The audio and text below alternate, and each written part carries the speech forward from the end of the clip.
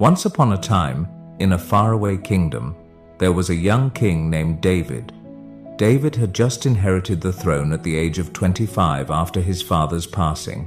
Growing up, David was guided by a wise teacher named Edward, who taught him not only about the world, but also about the values of kindness, patience, and wisdom. After his father's death, Edward became David's closest advisor, guiding him through the many challenges of ruling a kingdom. Edward was now serving as the kingdom's chief minister and David's trusted counselor. Everything in the kingdom was going smoothly, until one year, an unexpected food crisis struck due to a mistake Edward made in the weather forecast. In his frustration and anger, David, without thinking twice, ordered Edward, his own mentor, to leave the kingdom and never return. With a heavy heart, Edward quietly obeyed, leaving the palace and the life he had known behind. To start anew, Edward settled in a distant village, choosing a life as a humble farmer. Though he still had wealth, he opted for a simple life, connecting with the villagers and sharing in their daily struggles. Edward quickly earned the respect of the villagers, who came to him for advice on everything, from farming issues to resolving disputes.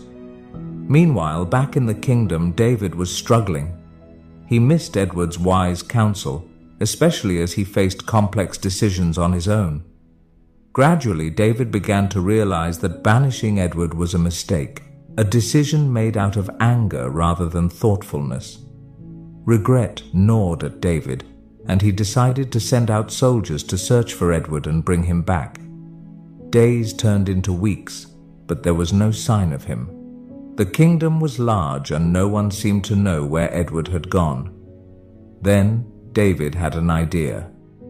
Inspired by the clever methods Edward once taught him, David decided to test if he could find Edward's wisdom somewhere in the kingdom. He ordered his soldiers to send a letter and a clay jar to the head of each village. The letter instructed each village leader to return the jar filled with wisdom within a month. If they failed, they would need to fill it with precious jewels instead. The jar and letter reached the village where Edward lived, and the village leader, puzzled by the strange request, quickly went to Edward for advice. Wisdom can't be put into a jar, Edward thought, and he knew the village didn't have enough jewels to fill it either. The villagers grew fearful, worrying they might be punished for failing to fulfill the king's strange request. Turning to Edward with anxious faces, they pleaded, "Please help us, you are the only one who can find a solution to this." As Edward calmly sat among them, he reassured the villagers, saying, "Hand me the jar. I'll make sure it's filled with wisdom by the end of the month." The village leader asked, "What do you plan to do?"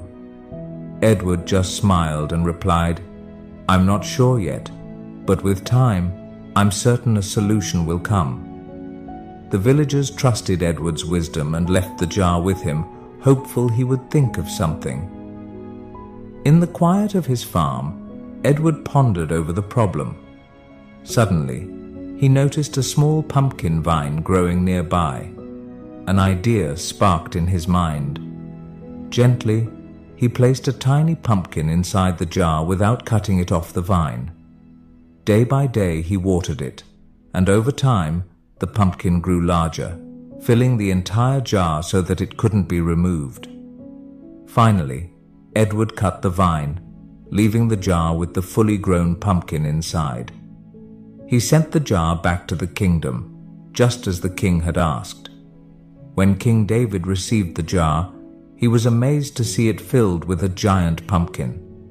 Smiling, he said, "Growing a pumpkin this large inside a jar is the work of a wise mind." Instantly, he realized this clever solution could only belong to Edward.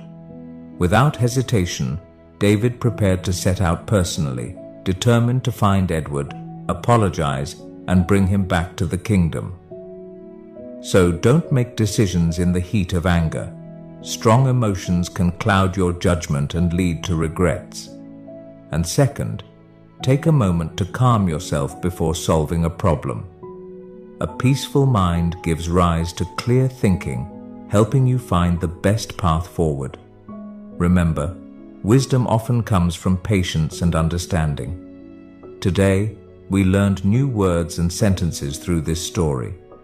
Remember, learning English can be fun when you practice regularly, so keep listening, learning, and growing. Make sure